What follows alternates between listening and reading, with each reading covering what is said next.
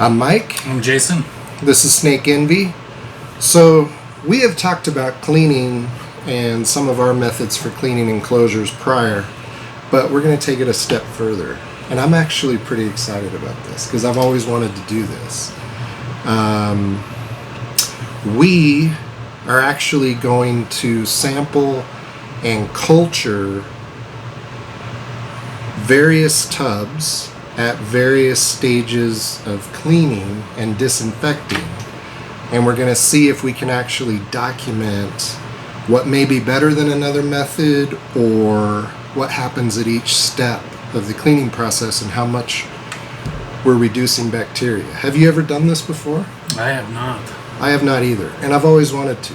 I've also wanted to compare different styles of keeping, like just go up to a random bioactive enclosure, go up to a substrate enclosure, go up to a paper towel enclosure, and just see, Be interesting.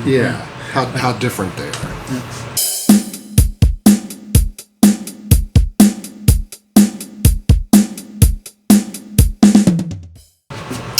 So you typically sanitize with ammonia. Yep, ammonia. I use it. And you use dish soap just for your first step of cleaning. I'll actually add them both together. Okay. Right together. And we're going to show you some pictures of these tubs. These are two that I just cleaned, and then Jason's got some others he did. And we're going to show you the before as well. These were legitimately dirty, poop, substrate.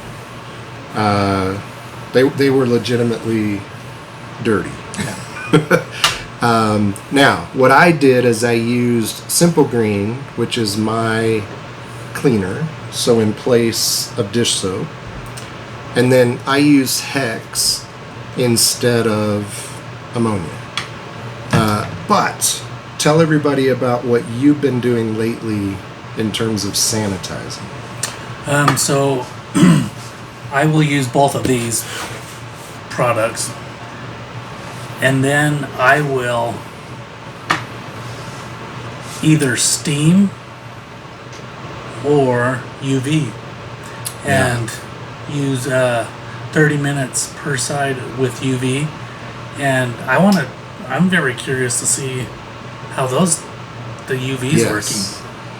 Jason has built, and we're going to show you his, what would you call it, a box? It's just, It's like a booth or a box. Booth, yeah. And he's got heavy-duty UV lights in there. What was the estimate? They're like 5 or 10 times more powerful than just sunlight. It was way more. But it was a lot. You have to wear safety glasses. Might have been 30. You can't look at them. It might have been. Have to wear safety glasses when they're turned on. So it's pretty intense UV light, and that's what it's designed for. It's designed to sanitize. Because just like if you took this tub, you cleaned it with these products or those products, and you sat this outside in the sun. Yes. The sun's UV isn't nearly as strong as these lights, but over weeks of these sitting in the sun, that will sterilize them. It will. The UV light, it'll take a long time. Takes weeks. Estimates vary, but yeah. This can do it in about an hour. And so we'll show you the booth, and we'll show you that process. Now, did you do a tub?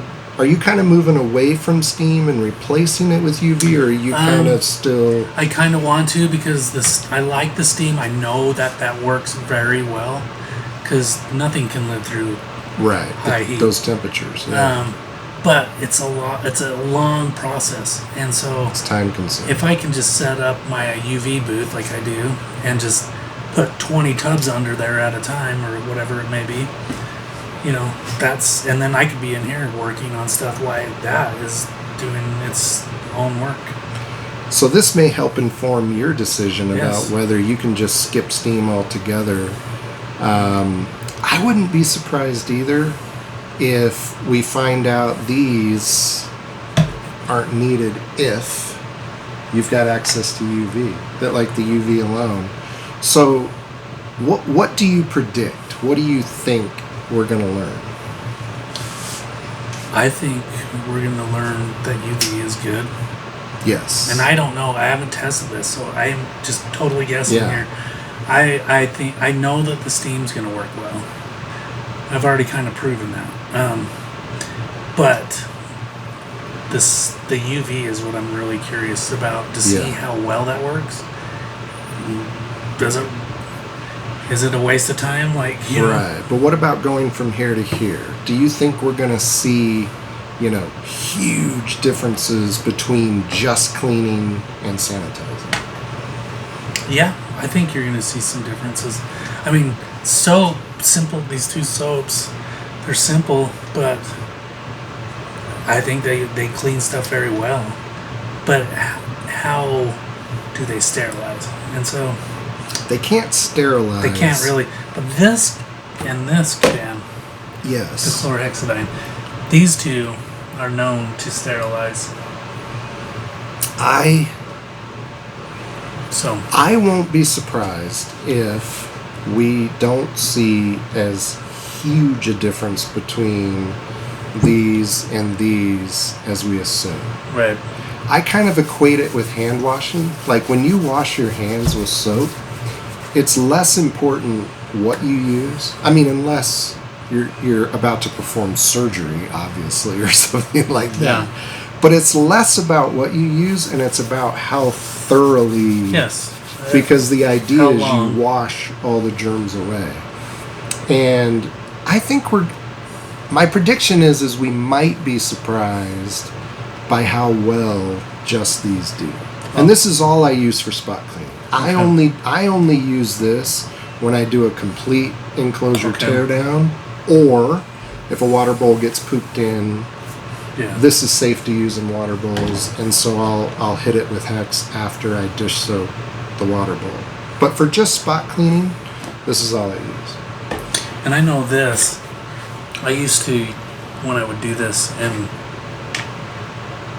I used to white hand dry them. Yeah. And stack them. Well, you don't get all the moisture. And the problem was, like, I would have these stacked cups that had been cleaned, and I put them, I don't even reuse cups anymore, but when I did, and I was using this, and they would try to dry and stack them, then I would put water in there, and I'd come back the next week, and you see this greenish tint in there, and that is not healthy. Or did you ever smell? You hardly ever smell it because... That's why I don't use this in water bowls. Yeah. I always just use dish soap, because my fear is that no matter how many times you rinse it, no matter how many times you wipe it out, if there's even a little bit of this left, my worry is as soon as water goes back in it, there might just be the tiniest bits of it left. So, well, and that can happen. Yeah. So so now I just totally air dry. Yeah. 100%. Now Hex, just for those who don't know, it's a veterinary, and we'll put the full name up on the screen, but it's a veterinary sanitizer. It's used in surgeries, it's used post-surgery, things like that. It's used to clean in surgical areas. So it's a very thorough disinfectant, but it does not work on contact. So it's not like bleach, where as soon as you hit it, dead. You do have to let this sit. And so we actually filmed one video prior to this one while this was sitting in one of these tubs. Then you come back and you wipe it out. Any that's left, some of it has dried. Yeah. But same fear, if any of this is left and a water bowl gets tipped. But this is really, really, really safe. So I don't have to worry about any residues.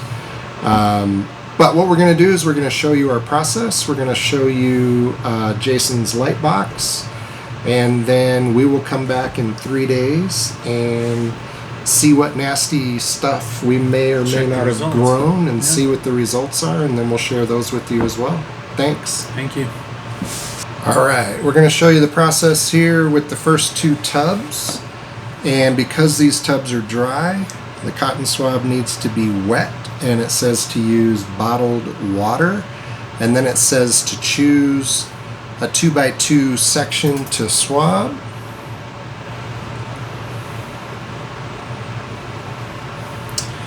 And then we're going to lightly transfer it to this, to the solution.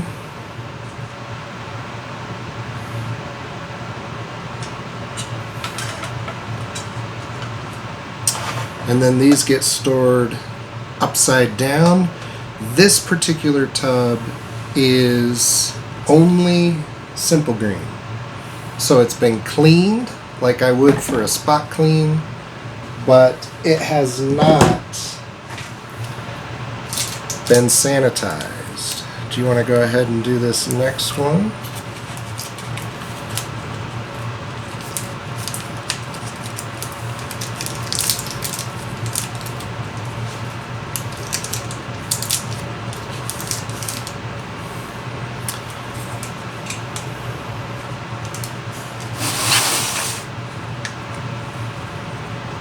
This one is a combination of simple green, and it has also been sanitized with Hex.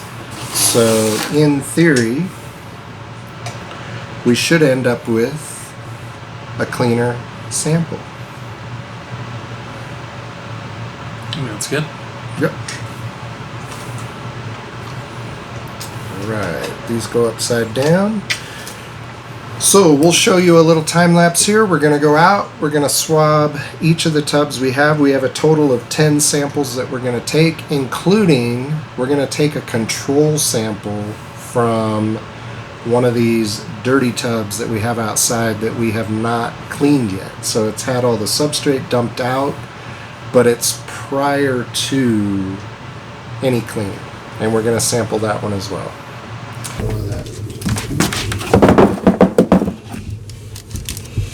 Get water on it, right? Wet the swab. Alright, this is our control tub. Has not been cleaned. Here's nice. Gonna swab a spot where there's not really any direct poop, but we kind of shook. A little bit right there. Yeah, there's some stuck stuff and oh, not good. Well, this junk's getting on there. That's definitely going to be gross, I think, when we're done. This one should be, yeah. All right, so Jason, tell us about this UV box that you built. I had this styrofoam sitting around, and so I'm utilizing it to make a booth. It's 2-inch foam, but then I put this reflective stuff so light can reflect around and get different angles under here. But here's your 3 lights, and we would turn them on, but we can, but we don't want to ruin our eyes or potentially ruin the camera lens, so we're going to leave them off. But then I just fill this whole thing up with stuff, and this is the last batch I did. You can actually smell. Come in here and smell this. Like you can smell, like maybe ozone, or can you smell? You smell that? Wow. It's almost kind of a burnt smell, maybe slightly. Kind of a little bit like when it rains a little bit too. Yeah. You know, that ozone smell type. Yeah. Burnt, like. So Jason's wondering if it's an ozone that's being created, but we'll have to look that up and see if we can find out what that smell is. Maybe it's the smell given off by these relatively new lights. Well, these been done for a week, but like when I open this right after I'm done, it's really the smell. Really strong. Yeah, it's stronger. So interesting. So for those of you that are curious, homemade, very simple, and we're going to try and prove how well this works. But you can see all the reflective material inside. So only 3 bulbs, light bouncing around in every direction. It might be smarter for you to build something you can walk into. I got to duck into here, but right. But you can rework it if we need to. But yeah, I'm curious to see how this is going to go. All right. So after conducting our experiments, culturing our bacteria, some surprises, but nothing really negative. There's one that we're going to play with maybe a little more. But basically, we compared yours and I's cleaning methods. I use Simple Green and Hex. You use soap and water and ammonia. And we will show you all of the series, but of, the cultures. But basically what we showed is as long as you clean thoroughly, like even just Simple Green and soap, it looked really good. Yeah.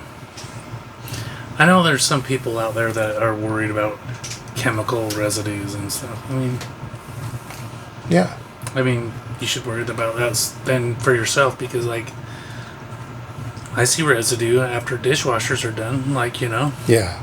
So it's I don't think it's as crazy critical as we want to make it sound, but yeah, based on what we see here, you could make the case that the sanitizing really doesn't make a huge difference. Now, peace of mind, I'm glad I do it.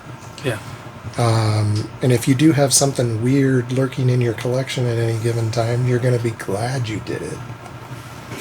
But just cleaning is pretty effective. Yeah. So again, we'll show you these, but this was our control. So this was basically a dirty tub before we did any cleaning. And you can even see the cotton swab, strokes. Yeah.